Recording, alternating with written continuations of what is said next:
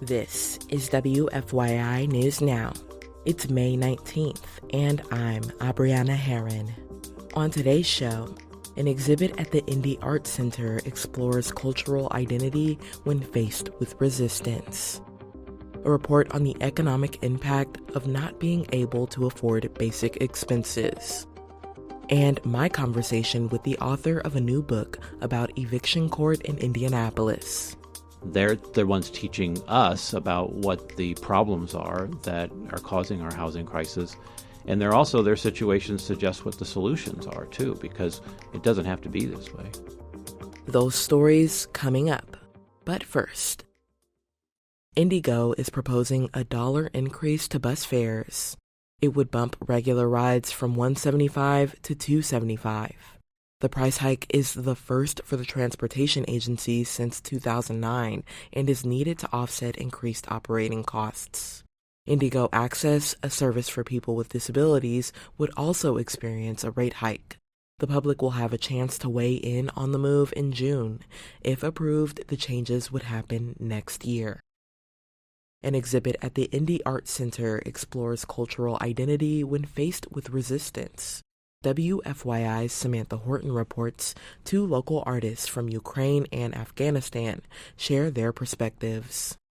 The Resistance to Cruelty That Never Ends exhibit includes embroidery, paintings, drawings, and decorated kites. Abdul Kahar Basad is an Afghan refugee who paints pieces depicting Afghan culture and the challenges that people in Afghanistan face under the Taliban. Ukrainian artist Irina Bandar uses a needle and thread to capture the different styles of embroidery throughout the regions of Ukraine.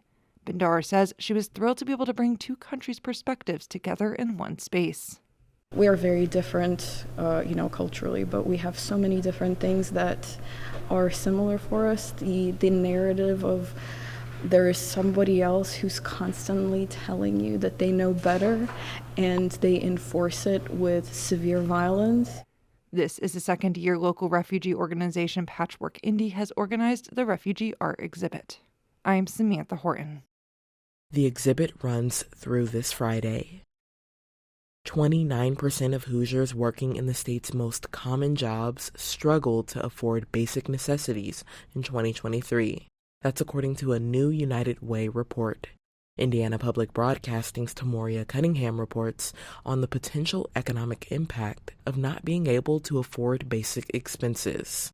The report focuses on households that earn more than a federal poverty line, but not enough to afford basic expenses like rent, transportation, and childcare. In Indiana, that's about 1 in 4 households, according to the report. Denise Luster is with United Way of Central Indiana. She says wages largely haven't kept up with the increased cost of living, and despite these low wages, many of them don't qualify for additional assistance. So they're the ones going to food banks and things like that because they don't qualify because they may make a quarter, 50 cents over the threshold for additional assistance. The report estimates that if all Hoosier households in 2023 had enough to afford their basic needs, it would have created more than $25 billion in economic activity for the state. For Indiana Public Broadcasting, I'm Tamoria Cunningham. And for our final story today, a new book from a local lawyer, author, and professor explores his work on eviction court in Indianapolis. I recently spoke with Fran Quigley about his new book called Lessons from Eviction Court: How We Can End Our Housing Crisis. It details the issues that land people in court, possible solutions, and the stories of those facing eviction. Why did you decide to start here with eviction when writing your book on the current housing crisis? My day job is teaching at the IU McKinney Law School here in Indianapolis, and the most important part of what I do is students and I go to eviction court, where the law students will represent their first ever clients, who are low-income people who are facing eviction in our community. From there, we take a lot of lessons. I'm supposed to be the one providing the lessons because I'm the professor, right? But in reality, the clients and what they're going through and what that indicates of the problems that led them to eviction court and the solutions we could adopt, those were the lessons we really took from the experience. So alluding to the title of the book, what are some of the biggest lessons that you and your students have taken from eviction court? Well, eviction court, it turns out, is kind of the entrance ramp to homelessness, unfortunately. People who we represent, people who are in court, their next stop might be sleeping in their cars. It might be at a shelter. It might be an extended stay motel. It may be in the streets. And so folks losing their homes in eviction court, and there's 500 filed every week just here in Indianapolis alone. They're there because they simply can't afford profit-making housing. They can't afford housing that's not subsidized because they have low wages, because they're living with a disability, because they have caregiving duties. The folks are there just because the money doesn't add up to what housing costs in a market where we don't have enough subsidized housing. Intertwined throughout the book are the real-life experiences of your clients.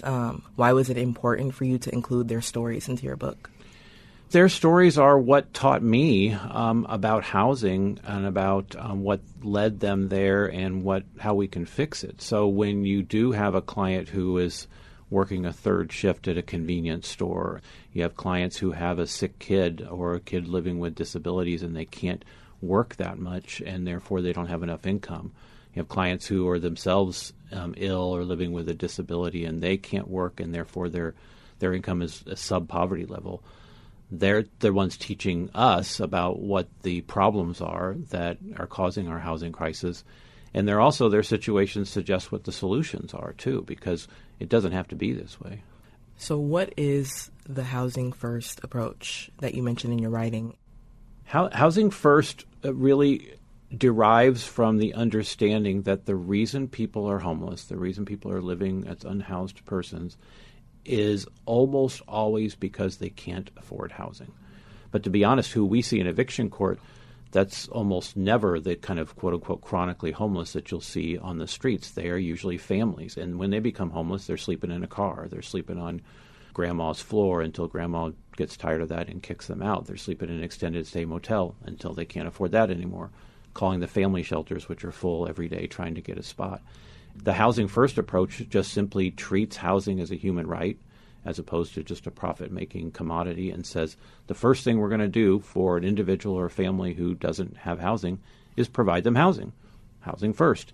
And if they need support services after that, if they need mental health services or addiction services or job training or transportation help or childcare help, we'll do that next. And so that housing first model has proven to be enormously impactful and successful.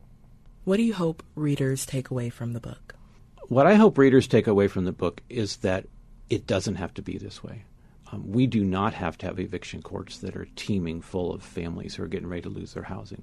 We don't have to have shelters that are full and people sleeping on the streets of our communities.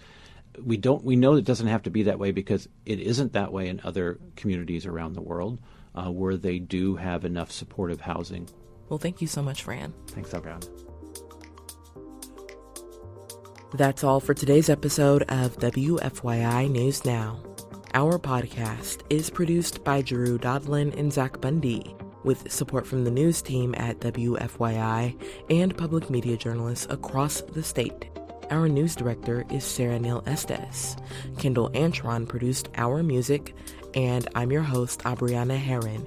If you like today's episode, remember to subscribe and share, and follow WFYI on Instagram, TikTok, Facebook, and YouTube to check in on our newsroom throughout the day.